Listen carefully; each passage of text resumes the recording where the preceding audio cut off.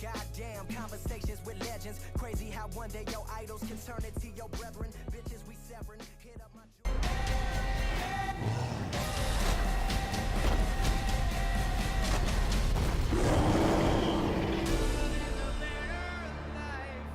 What's up?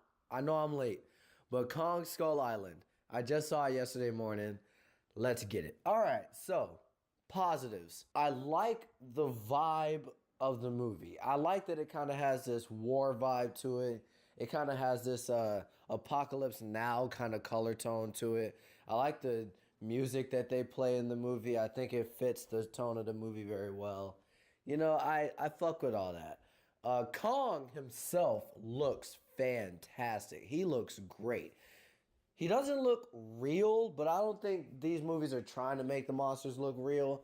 I think they just try to make the monsters look fucking badass, and Kong looks fucking badass. And every time he roared and you saw them teeth and that tongue and oh my, all the details on his fur and on his face and his eyes. Oh my god, Kong's eyes look amazing. So, yeah, Kong looks fucking great. The other monsters in the movie, they look good. They look good. They don't look amazing. I would say that the Godzilla monsters looked a little better, but they do what they're supposed to do. They do their job. They do a serviceable job in the film. The first encounter with Kong is actually really sweet. I like that this movie doesn't really take the Godzilla route. I like that they kind of do something different than Godzilla and kind of do their own thing. And also do something different than the other reincarnations of Kong. And they just kind of go like, yeah, all right, you know what? We're just kind of going to go straight into it. We're going to drop some bombs. Kong is going to be like, bitch, who dropping bombs? Bitch, get your ass out my motherfucker. Like, Kong fucking lays the smack down when he shows up in this movie. And it is a beautiful sequence. It is beautiful. He is just wrecking shit. And he looks great. And the explosions are cool. It looks great. It does. The end of the movie is pretty sweet. The final fight is really, really sweet. Does it pay off like Godzilla's last fight? Of course not. It's nowhere near that. And Godzilla had the advantage of kind of holding on to their cards until the last half hour and then playing all their cards, putting all their cards on the table like, okay, now we about to give y'all some shit. And I think Godzilla benefited from that, but Kong doesn't really benefit from the whole, you know, showing them right off the bat. Of course, you take the risk of the ending not really being as impactful if you don't, you know, tease it and lead up to it. But still, Kong's final fight is badass. The effects are badass. It's a long fight. It's not a short fight. It's not like a 1-2 punch. Kong loses for like 3 seconds and then he comes back and kills him. Like, it's not bullshit. Like, that final fight, you get what you want. A big popcorn shoved in the face moment right there. And yeah, that's about it. I'm going to tell you though, I got some problems with this movie. This movie is the first really big disappointment for me of the year. Yeah, now, that doesn't mean it's bad. I didn't say the movie is bad. I don't think it's good. Now, you must have seen trailers. You must know that there is a shitload of people in this movie. And there's a shitload of really talented actors in here. We got people like, what's her name? Brie Larson, I think.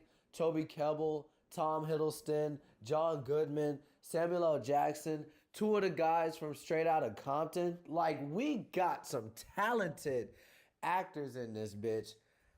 John C. Reilly, of course, and none of them do a great job. Now, Samuel L. Jackson, next to John C. Reilly, is probably the best character in here because he actually kind of has a point. You know, he's just kind of like, yo, I hate Kong. You know, I feel like Kong is a threat to humanity and I will defend my family because I'm a war hero. And even though he's kind of stupid because it's clear as day that Kong is enemy to no one. You know, if you go on somebody's house dropping bombs, you're going to get your shit handed to you. But, you know, that's not how his character sees it. But his character kind of had a plot or an arc, or not really an arc because he didn't learn anything, but you know, he kind of had a story somewhat. Um, yeah, the rest of this cast of characters, nothing. I feel absolutely nothing for these characters. I don't give a shit about anything they're going through. I don't care about any of them, which would have been fine if this movie wasn't 2 hours. See, like I told you, pretty much off the bat, like you get 20, 25 minutes into the movie and we're like, boom, all right, here's Kong. Boom, great action scene, love it. Then we get another like hour, another like a full hour in the middle of this movie of just chilling with these humans. And I wouldn't mind, again, I wouldn't mind if I cared about these motherfuckers. They are not written well whatsoever. None of these characters have anything to offer. None of them. Tom Hiddleston does not provide any kind of personality whatsoever. He has no personality. He's just kind of there because he's a badass, I guess. But we only see him have like one badass moment, and it's really stupid.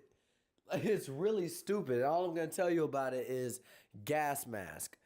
That's all I'm going to tell you about it. It's a really, really stupid scene. The chick, Bree, whatever the fuck, she has no character, no personality. You want to know what's so special about her? She takes pictures of stuff. That's it. There's nothing to her character. Nothing at all. Nothing. Now, there's little moments of comedy in this movie.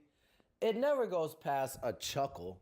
Like, nothing made me, like, laugh. Like, most of it is just kind of me going, A lot of the humor in this movie falls really flat. A lot of people have been praising John C. Reilly's role in the movie. I'm surprised that he didn't ruin the movie like I thought he would in the trailer. However, a lot of his jokes fall flat as well. There are a couple of moments in this movie that are really, really pointless. Like, have nothing to do with absolutely anything. There's this tribe that John C. Reilly is with, and when we get to them, they don't do a damn thing. They're only there to explain this whole backstory of Kong and the Skull Island, and indeed, it's pretty neat backstory. However, they don't do anything besides that, but just kind of stand there, and it's just like, who the fuck are you? Like, why are you here? What are you? Like, what the fuck is this? Now, like I said, when Kong is on screen, fuck yes. When Kong is on screen, it is awesome. But he only is on screen for about an hour out of this 2-hour flick. That means there's another hour of movie with a whole bunch of characters, which wouldn't be bad if the characters were actually interesting, if the characters actually have personality and they actually did things that I gave a shit about. I'm going to tell you right now, the middle of this movie, I was bored to death. I was bored to fucking tears with the middle of this movie. Oh my God. Every single scene, every time one scene ended and another one began, I yawned. And I started yawning more and more aggressively to the point where I literally had my face in my hand about to doze off. Now, you gotta know something about me. I don't fall asleep in movies. That does not happen. This movie damn near put me to sleep. Damn near. And I gotta say, that's damn bad. Now, like I said, Samuel Jackson's character is serviceable, but mostly only because it's Samuel Jackson. I mean, just his pure ability to be angry all the goddamn time makes that character slightly interesting. Kong looks great. The fights are fantastic. The other monsters, they do their job. They're serviceable. You get a few more laughs out of John C. Reilly than you do out of any other part of this movie. The tone of the film is pretty good. There are positives, but when you get this movie on DVD, you are going to fast forward the shit out of at least 50% of it because it ain't worth a damn. I didn't hate this movie. I didn't hate it, but I had very high hopes for it. I really liked the trailers. I liked what I saw in the trailers, And this movie really, really disappointed me. And I'm going to give Kong Skull Island a very, very light C. Very disappointed by this movie. Very disappointed. Did you like Kong Skull Island? Did you not like Kong Skull Island? Do you like the fact that I can't speak English? Because, yeah, I noticed I stuttered right there, too. Make sure you comment below. Let me know what's up. Make sure to like, subscribe, and share. Make sure to click that notification bell by that subscribe button so you know every time I upload a video. And with all that being said, have a great day, you glorious bastards.